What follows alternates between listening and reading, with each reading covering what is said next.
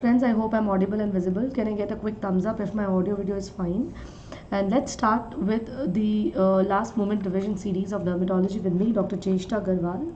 Now there are many new batches which are about to start, and I have a lot of information to give to all of you, requesting all my dear students to kindly get enrolled.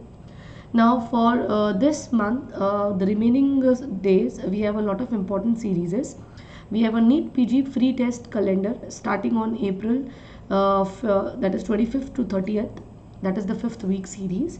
You can go through this list. We have physiology, microbiology, OB-GYN, medicine classes. Then we have a lot of other sessions where you have physiology curated by different educators. Please use my referral code CHESTA10 and get yourself enrolled in these amazing classes. Don't forget to use this code. This will help you get yourself enrolled, and it will also unlock all these sessions. Now we have an All India NEET PG mock test which is scheduled for 1st of May 9 AM. So I would be highly requesting all my dear students to kindly get yourself enrolled for May 1st 9 AM class. This is a free session, but you need a code for unlocking this, and that is CHESTA10. Please try to give it in a maximum number so that you can have an All India rank prediction. Now, what is Unacademy goal? The goal is to achieve your exam with a good rank, and for that we have given you an amazing offer of 20% discount, which is only for 25th, 26th, 27th and 28th. Please use my code CHESTA10. So this is our 20% discount offer. Everybody was asking that when we'll get the offer, and now it is out. So please get a 20% discount. Use my code and subscribe this 20% offer right now. Now these are some of the important sessions or series. We have a plus subscription, iconic, light, and we have an MBBS year 1 subscription, which is way too cheap than what you expect. So please get yourself enrolled for MBBS year 1 subscription, which is a way too cheaper subscription. You can get in access to 3-month classes worth rupees 4,400 rupees. For all these you need a code, which is my name, CHESTA10, CHESTA10. This will give you 10%. Now this will give you 20% additional discount. So just imagine, for 2 months you're getting the access to the whole Unacademy platform in only rupees 6,800. So I request all my dear students to kindly get yourself enrolled, and let's start with today's first question. Before going ahead, this is something which is important, and I would highly recommend my students to go ahead and get your MBBS Prof 1 subscription. We also have light subscription, which give you an access to MCQ sessions, the subject wise test, quizzes, etc.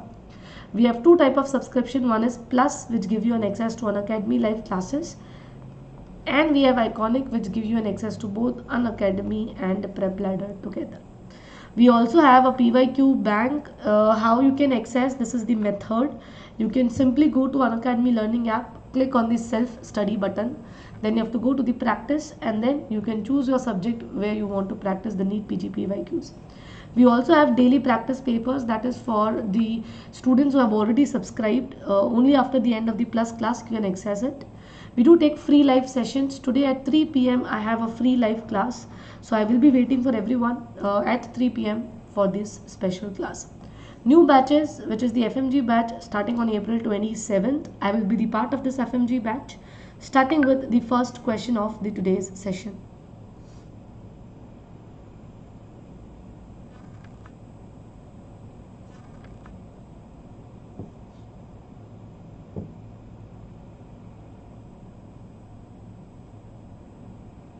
A 38-year-old man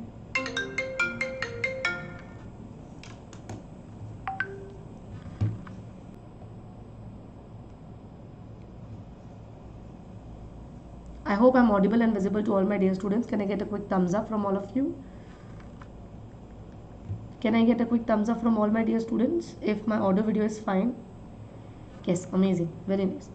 So we have a 38-year-old man with type 2 diabetes mellitus presents to his physician for evaluation of swelling in his right middle finger, left hand, right foot over the past 3 weeks.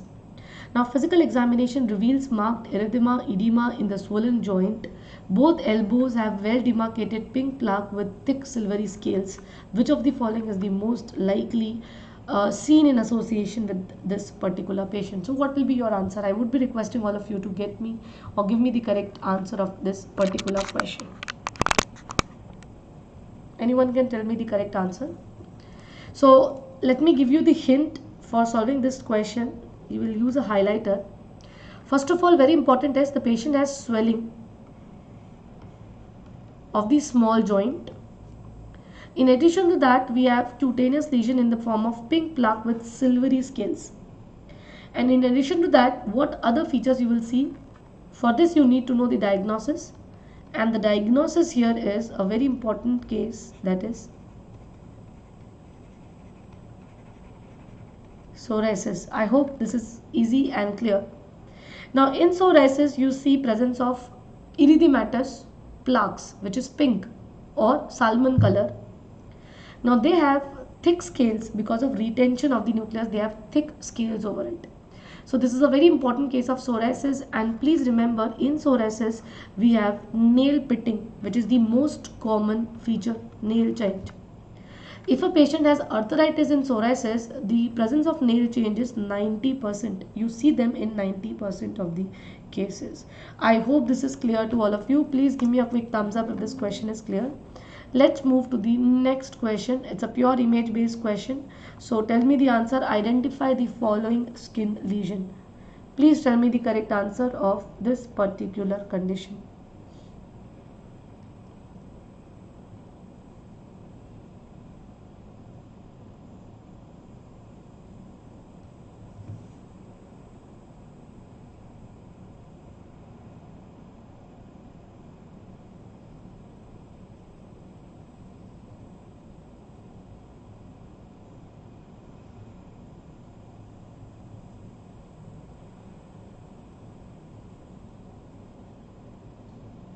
What is the correct answer of this question? Can you tell me the answer here?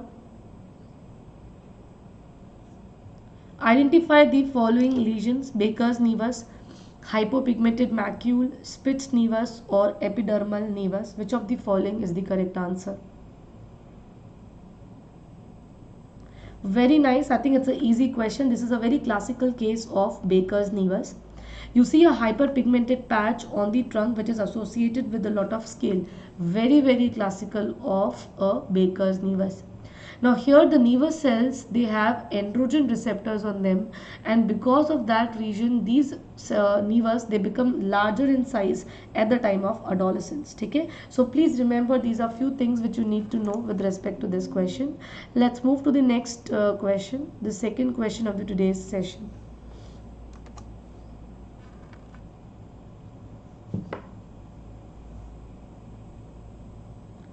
A 55-year-old man with cirrhosis comes to the physician because of weakness, increasing abdominal girth. I hope my audio video is fine. Now the physical examination shows ascites redness on his palm but not the dorsum of the hand. The redness in the foot to be due to dilated capillaries because of high estrogen levels.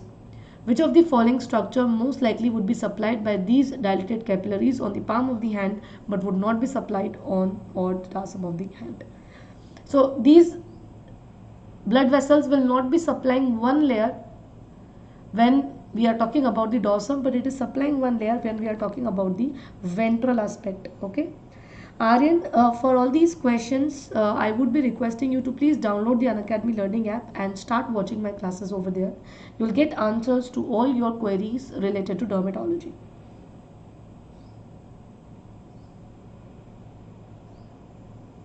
Am I audible? Good, very nice. The correct answer of this question is option number 4. Please remember, in our skin we have different layers. For example, we have stratum corneum, that is the layers of epidermis first. Second, we have stratum lucidum, stratum corneum, stratum lucidum, stratum granulosum, stratum spinosum and stratum basale. So we have stratum corneum, lucidum, granulosum, spinosum and basale. Now please remember the layer number 2, that is stratum lucidum. It is only seen on palm and sole. It is not present on the skin on the dorsal aspect. It is only present on the palmar aspect of the skin. And that is what is being asked in this particular question, that these blood vessels will be supplying one extra layer on the palmar aspect. Which is that layer? The correct answer of the question becomes option number 4, that is stratum lucidum. I hope this question is clear and it is not difficult for you. Now let's move to the next question. A middle-aged lady presented to the OPD with the painful blisters on the skin and the oral mucosa.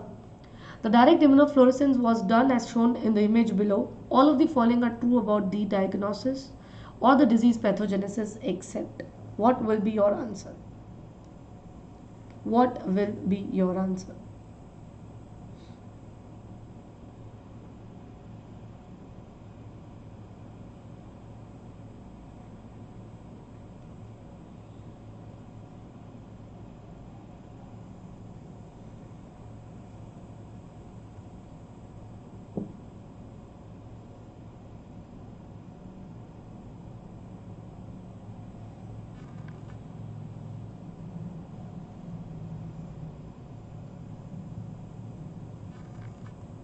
Anyone can tell me the answer here? Very nice. Now if you look at this image and if you look at the question, it tells you that you are dealing with a patient of Pemphigus vulgaris. It's a very important question from Pemphigus vulgaris. In Pemphigus vulgaris, we see IgG type of autoantibodies against both desmoglein 3 as well as desmoglein 1. But please remember, the concentration of desmoglein 3 antibodies are more compared to desmoglein 1, and that is the only reason we see suprabasal cleft in these individuals. What is the characteristic DIF finding in these individuals? What is the characteristic DIF finding? You will see a fish net pattern, or you will see a chicken wire pattern, which is seen here very classically. Chicken wire pattern or a fish net pattern, which is seen. Now please remember, we do not see any anti-hemidesmosome antibodies in these individuals. So this is what is not seen in the patients of Pemphigus. Clear?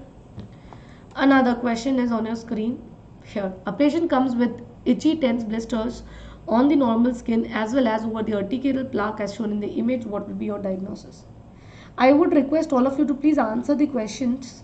Simply watching the questions without mentioning it on the answers on the chat section would not be good. So try to answer the questions on the chat section.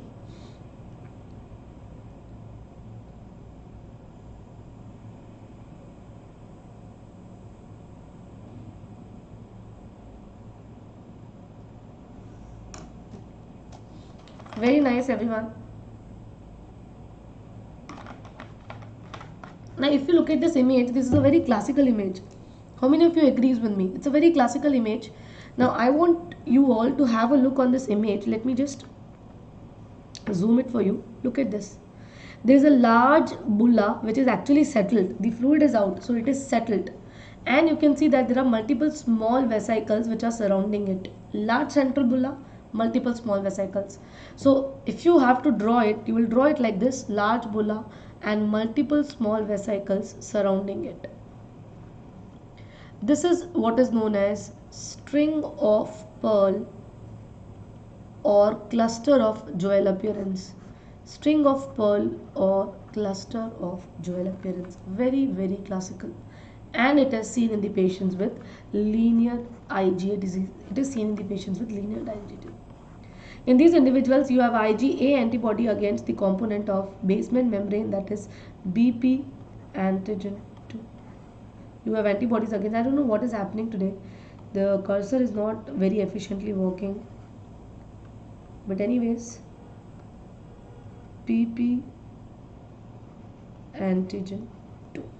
Very nice. Clear? So Bablu, amalgamate, Aryan, very nice, all my dear students. Let's move to the next one.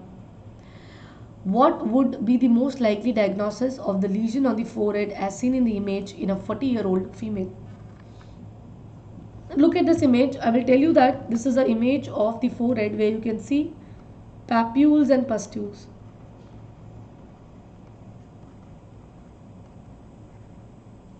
You are seeing papules and pustules.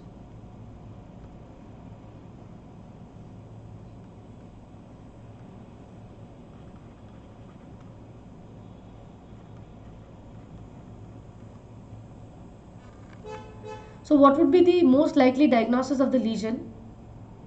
Very nice. In a 40-year-old females, if you are seeing papules and pustules, this has to be a patient with acne rosacea.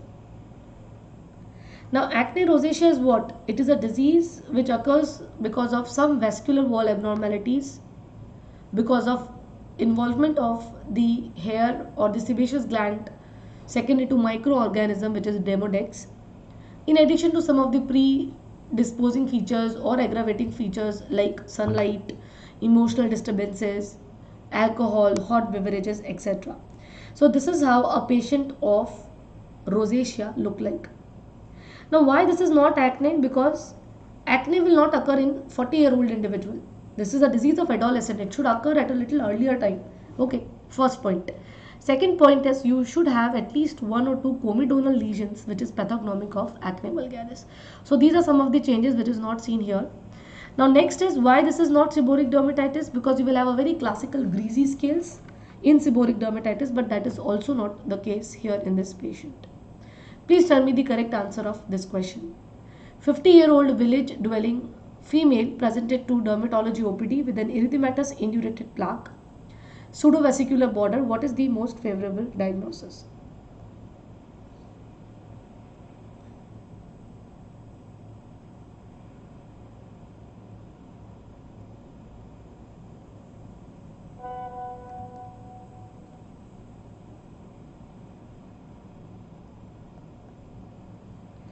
Anyone can tell me the correct answer here?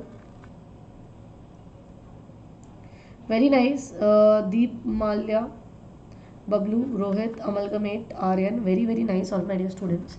Now, if you look at this image, there is something which is mentioned, and that is pseudovesicular border. This is very important. This is very, very important. Pseudovesicular border. In addition to that, we have erythematous indurated plaque. They will also give you history of fever in few individuals, which is again very classical of what is called as sweet syndrome. Can you tell me what is sweet syndrome?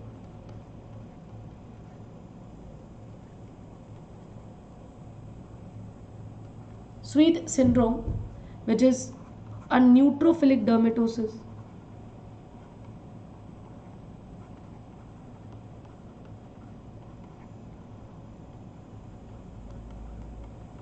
It's a neutrophilic dermatosis, very important. It's a neutrophilic dermatosis. Now here the neutrophil gets accumulated inside the skin, epidermis, dermis, and they have acute inflammatory response, and because of that acute inflammatory response, patients tend to develop these pseudovesicular eruptions at their end. I hope this is clear. Let's move to the next question.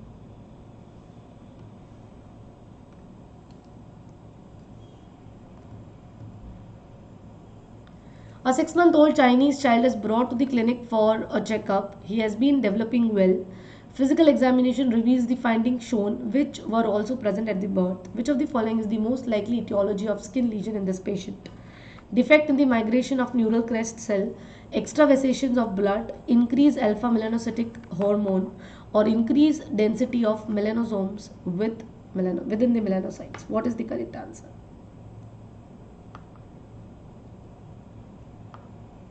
Very nice.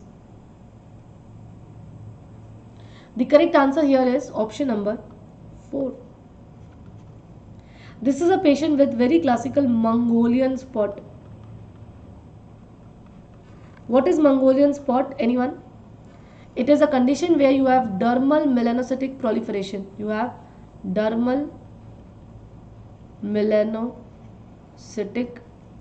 proliferations.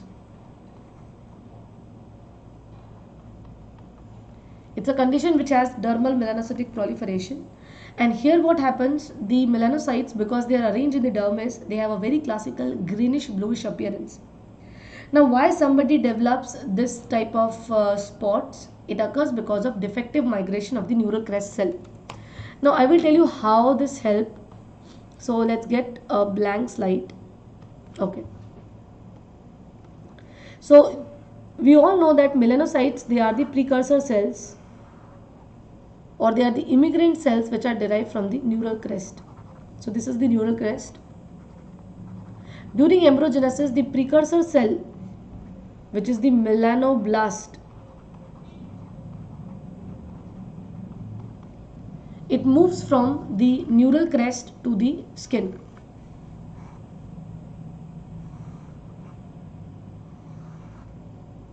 Right? Now what happens? It enters the skin from the dermis and then it reaches to the epidermis, stratum basal, I hope you all know. And once inside the stratum basal, it will proliferate to have a dendritic appearance. For migration of melanoblast, you should have steal factor present.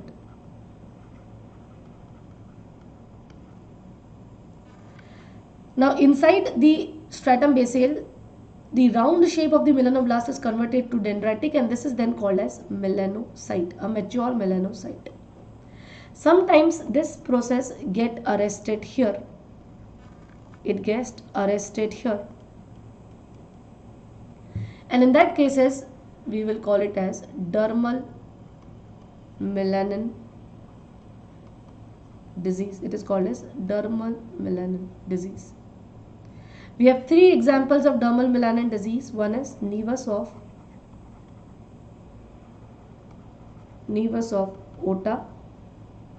We have nevus of Ito, and we have Mongolian spot. These are the three examples of dermal melanocytic proliferation, and all these three will appear as a bluish greenish pigmentation on the skin. Next question is on your screen. I hope you can see it very clearly. Please tell me the correct answer.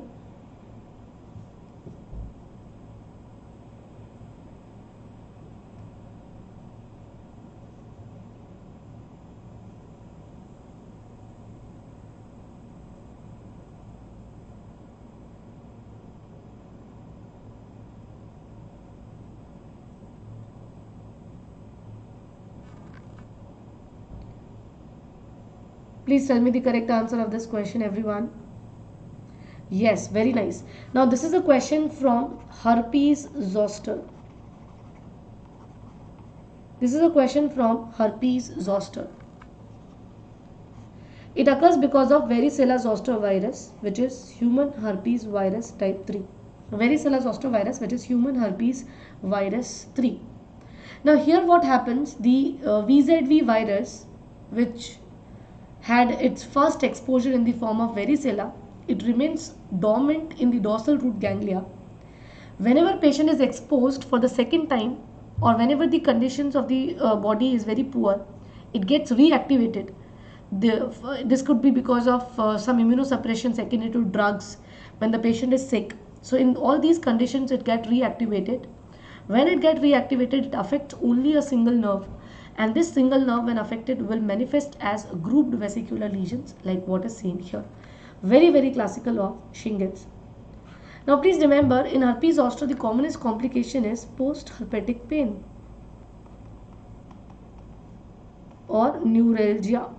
Post-herpetic pain or post-herpetic neuralgia is something which is very frequently seen in these individuals.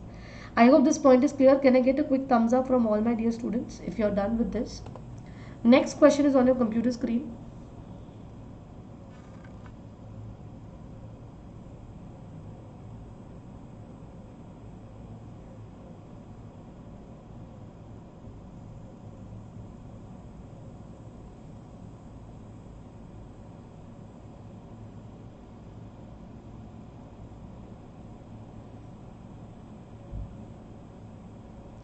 Please tell me the correct answer.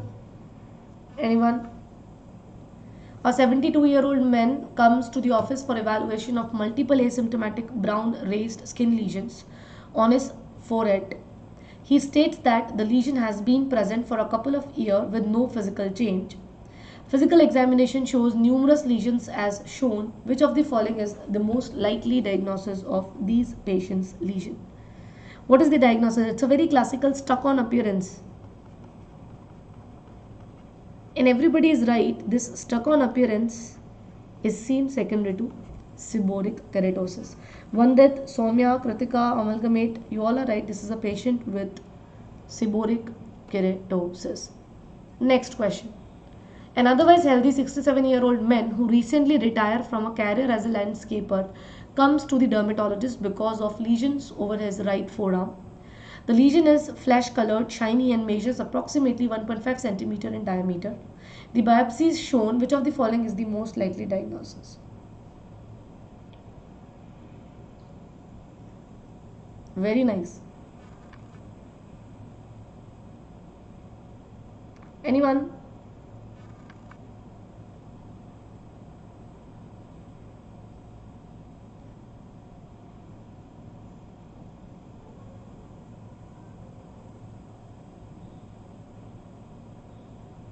Nice, good. Now this is a patient with a very classical palisading arrangement of the peripheral cell. Can you see these cells? They are somewhat like this. If it is a round nodule, you see the perpendicular arrangement of the peripheral cell like this.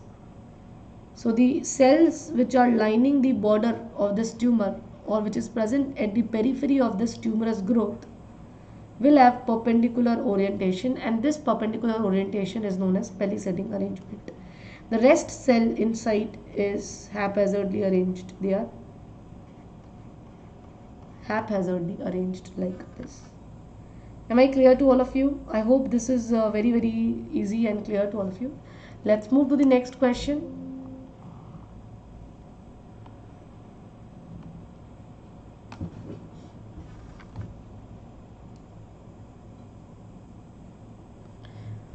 What is the answer here?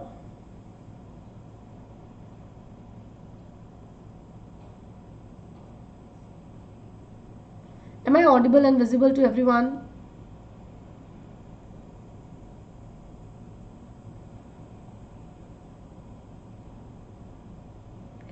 I think there is some error in the connection. This is not as smooth as we expect our class to be.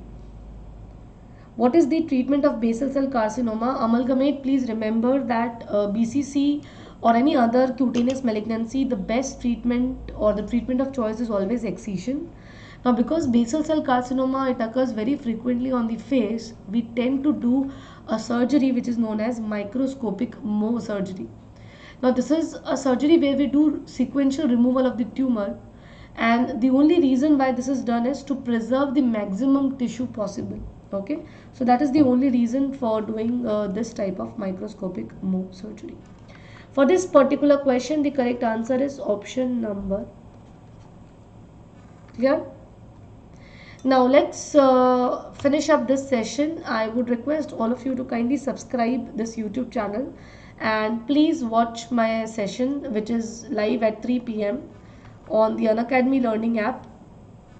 It's a free session which is the special class I do take every day. I will highly request all my students to connect with me in 2 minutes or 5 minutes. I will be taking an image based session today which will be very helpful for all my students. So thank you all of you. Please give me a thumbs up if you like this video. You can also follow us on our Telegram group, that is the Unacademy Telegram group, and please